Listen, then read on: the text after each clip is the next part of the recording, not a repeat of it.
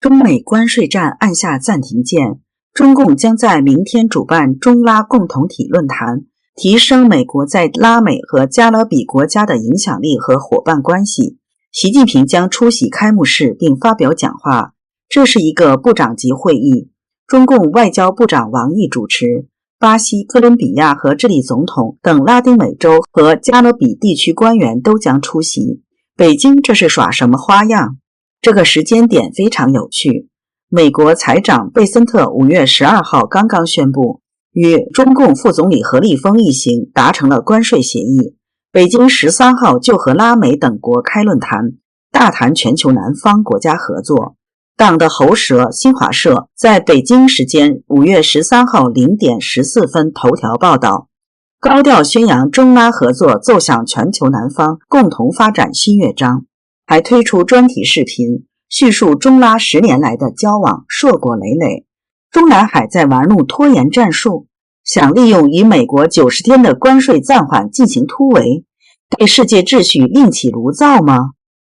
这里是希望世界要闻透视，我是王潇。美中2天之内就达成关税协议，速度之快让人吃惊。根据中美周一双方在日内瓦发布的联合声明，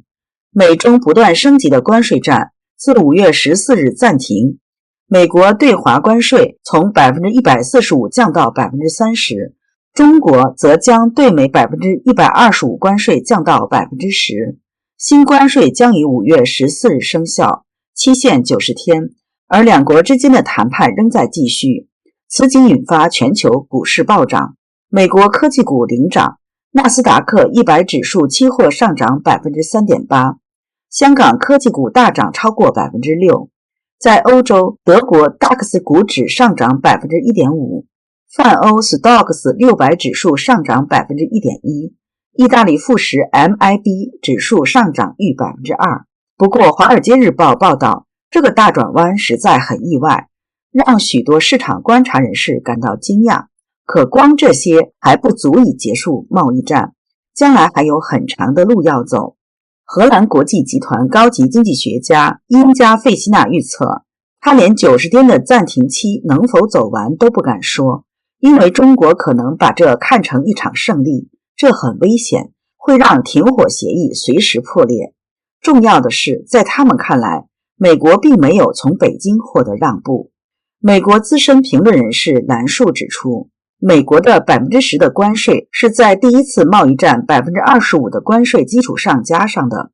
20% 的芬太尼关税依然保持，钢铝晶片医药的关税保持不变，$800以下的小额商品邮寄的关税在5月2号是 120%。 兰树表示，中美贸易谈判达到目前的这个程度基本上是在预料之中。首先，川普总统他的整个团队说得非常清楚，他们的策略是战略脱钩，而不是经济脱钩。所谓战略脱钩，就是在钢、铝、医药卫生还有高科技晶片这几个方面进行全方位的脱钩。至于其他的一些消费产品，他并不准备脱钩。既然他不准备全方位的进行经济脱钩，那么把这个关税摆在高位上，它就是一种谈判的手段，而不是一种谈判的目的。这个关税战如果把关税放在很高位上拉的时间太长，意义并不大。川普关税战会一直延续下去，是一个长期的事情。关税战是一个长期的经济手段，我把关税战比作是21世纪川普的星球大战。大家知道，当年里根总统是用星球大战拖垮了苏共的经济。那么川普的打关税战的一个最重要的目的，他不是直接的去把中共解体，解体中共是中国人的责任，不是川普总统的责任。川普总统是美国人选的总统，他首先考虑的第一条是让美国重新强大，另外呢，让美国人的日子过得更好。兰树认为，下面中美双方都会做一些让步，估计在8月中旬之前，双方一定会达成一个贸易协议。从今年的8月到明年的8月中旬，美国中期选举期间，我们需要耐心等待，看中共怎么去违约。中共肯定会有各种各样的钻空子的方式去违约，那么所有的这些违约都会被美国联邦政府一条一条的全部列下来，作为第二阶段及下一阶段贸易战开打的基础。等到中期选举之后，下一阶段的贸易战会重新开始。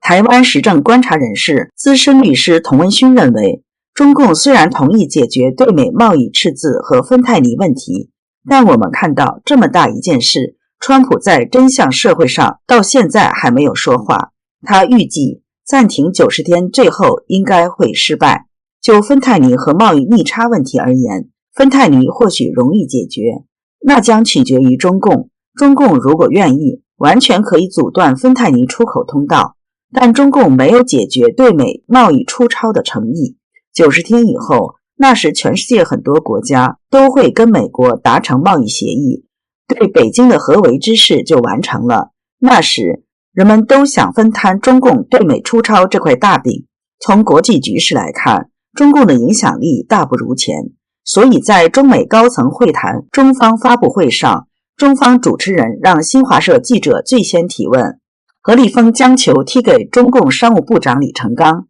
他的回答是中方在任何谈判中从来都是追求双赢，任何可能达成的成果也一定必须是符合中方自身发展利益，那就是要告诉国内民众他们没有跪。可北京最终还是被课了 30% 的关税，如果有301问题的话，那将是 50%， 中共一样会不死不活。何立峰得到了什么？90天的缓冲期。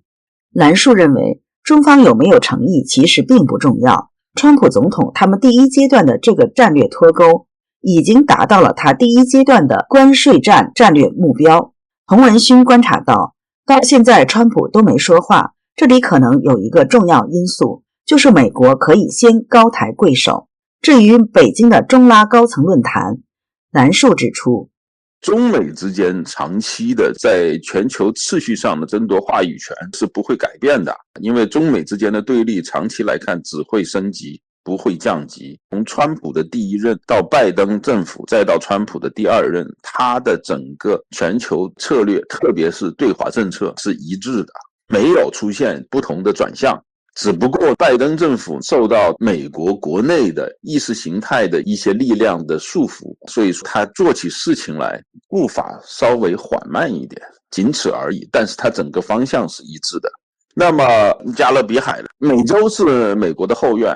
但是中共呢，对整个美洲，特别是中美洲和南美洲这种长期的大规模的渗透不会停止，因为这个跟中共的全球扩张是形影不离的。中共在全球扩张，他要把美国作为他的头号假想敌，这个永远都不会改变。这样看来，中美决战的大戏还是要上演下去，剧情在不断变化，登场的主要人物可能还是原来的几个，只是他们的历史作用随着故事的推进，有时扮演主角，有时扮演配角，而最终这场大戏的结果应该都已经排定好了。北京的折腾只是这落日长河的小小水花，你说呢？请留言告诉我们。